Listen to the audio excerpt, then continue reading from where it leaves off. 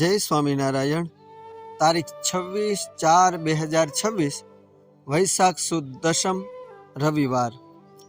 એક સમયે શ્રીજી મહારાજ હળવદ પધાર્યા। ત્યાં બ્રાહ્મણ નાતા હતા। તેને જોઈને ગહેરેશ્વરે વેદ સ્તુતિ બોલતા બોલતા ચાલ્યા આવે।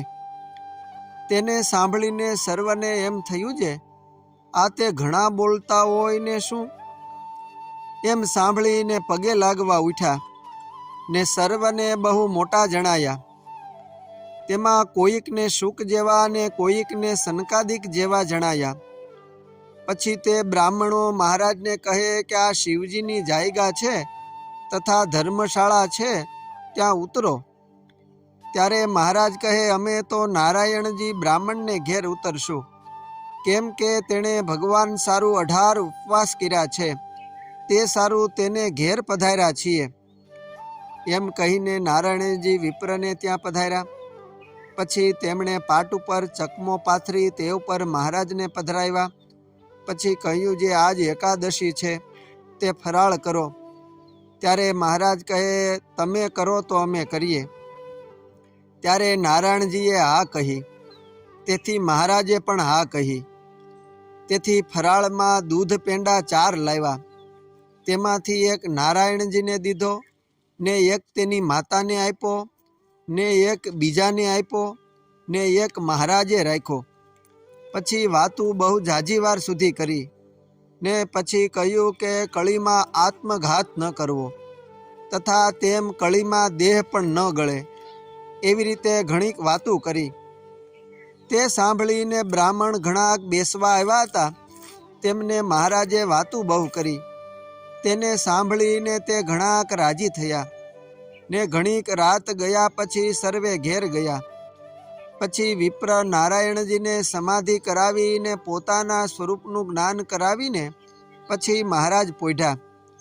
તે રાતના 5 વાગે જાગ્યા અને 2 જણ નાવા ચાલ્યા, ને નારાયણજીની માતા નાહીને રસોઈ કરવા લાગ્યા, ને મહારાજને નારાયણજી નાવા આઘા ગયા, ને મહારાજ ત્યાંથી ધાંગધ્રાને માર્ગે ચાલ્યા।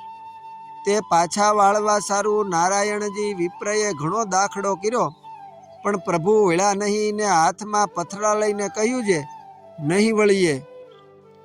પછી કોક બ્રાહ્મણનું ગાડું જાતું હતું, તેને નારાયણજીએ ભલામણ કરીને કહ્યું છે આ બ્રહ્મચારીએ પારણા નથી કર્યા, તે તમે કાંઈક જમવાનું હોય તો તે આપજો। ત્યારે તેની પાસે પલાળેલ બાજરો હતો તે આપ્યો, ને મહારાજને ગાડે બેસાડ્યા, ને નારાયણજી બ્રાહ્મણ ઘેર આવ્યા। ત્યાંથી મહારાજ ધાંગધ્રા પધાર્યા, ને ત્યાં એક વણિકને ઘેર ગયા।